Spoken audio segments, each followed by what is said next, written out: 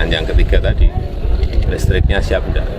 Sudah dijawab oleh PLN pada sore hari ini, siap.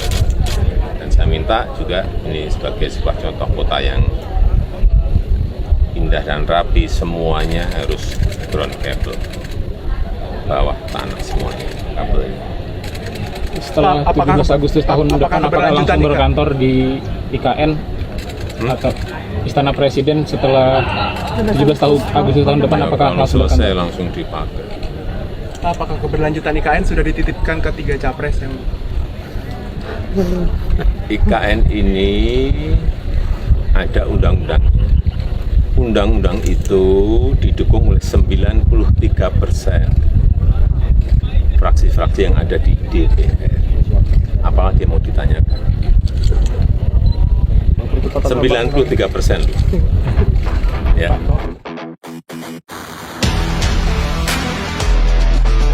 Sejalan dengan target dan rencana Presiden Jokowi untuk melaksanakan upacara bendera HUT RI pada Agustus 2024 di Ibu Kota Nusantara, selain telah dimulainya pembangunan sejumlah infrastruktur seperti Istana Presiden dan Wakil Presiden, gedung dan kantor pemerintahan, serta dunia usaha.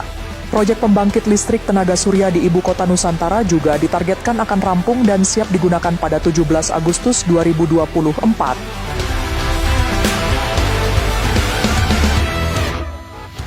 Pemerintah Indonesia terus berkomitmen untuk mewujudkan ibu kota negara Nusantara yang hijau dan ramah lingkungan. Salah satu upaya yang dilakukan adalah dengan memanfaatkan sumber energi ramah lingkungan, seperti pembangkit listrik tenaga surya berkapasitas 50 MW. Dibangun di atas lahan seluas 100 hektar di Kecamatan Sepaku, Kabupaten Penajam Pasir Utara, Kalimantan Timur. PLTS ini diharapkan dapat memenuhi kebutuhan listrik di IKN sebesar 10%.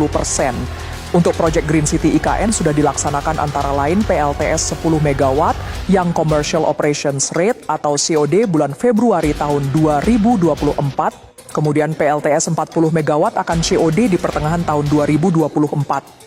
Pembangunan PLTS 50 MW ini merupakan bagian dari rencana pemerintah untuk mengembangkan energi baru dan terbarukan di IKN Nusantara. Pemerintah menargetkan IKN Nusantara dapat menggunakan EBT sebesar 80% dari total kebutuhan listriknya pada tahun 2045.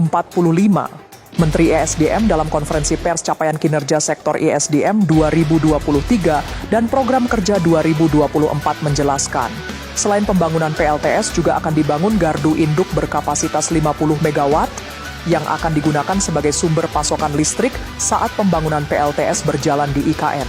Kemudian juga akan dipasang gardu induk 50 MW dan transmisinya untuk bisa memfasilitasi dampak adanya produksi dari PLTS tersebut.